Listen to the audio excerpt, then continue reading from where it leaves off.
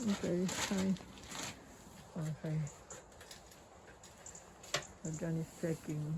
Just we just fitted the gutter. Matalsikan pa yung ano mo. Just fitted the gutter there. So look at that.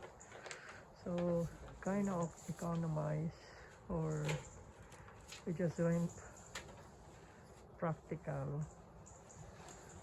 So rather than having a separate down spout,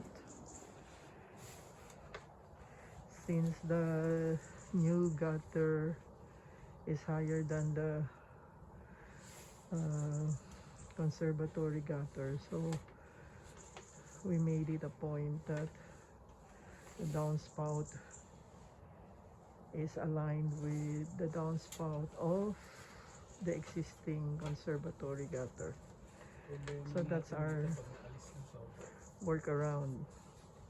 Kaya nga, I told you, wag mo muna cut.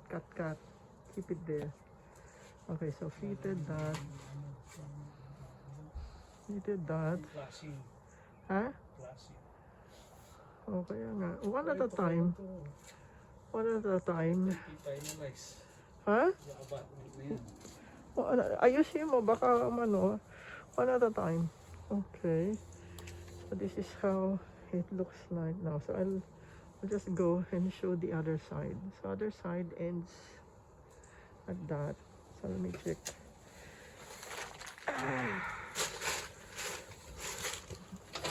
So we have a wire to put an extension. So maybe dito lalagay. Banda rito. Kaya nga mahaba yan eh. Dito sa saan. Banda dyan, hindi sa corner. Okay, let me show. Okay, that one. So the gutter, okay, starts there and end there. Okay, and you can see also inside.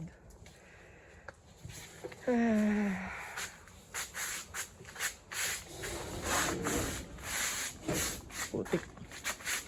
Oh my God.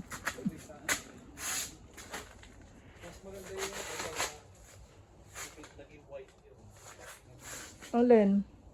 Yung gutter? Hindi, yung ano.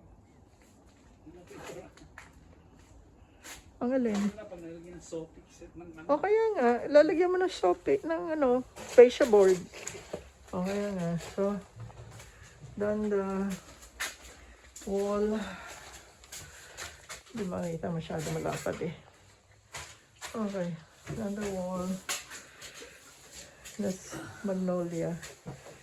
This one as well. Done that. Ay, yung apakan na yun. Done that. Plano mo dyan. Ano apakan? Yung apakan. Apakan. Naapakan na. Okay. That. So, you just wait for it to dry up. So hopefully tomorrow.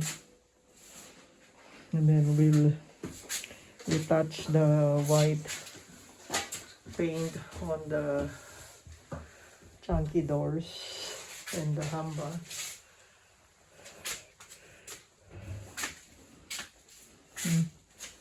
That's basically it. No? So hopefully by tomorrow we can quickly put in the flooring because it's yakety-yak na yun. Okay? So we're nearly there. Put the handle on the second door, please. Okay? In second door handle,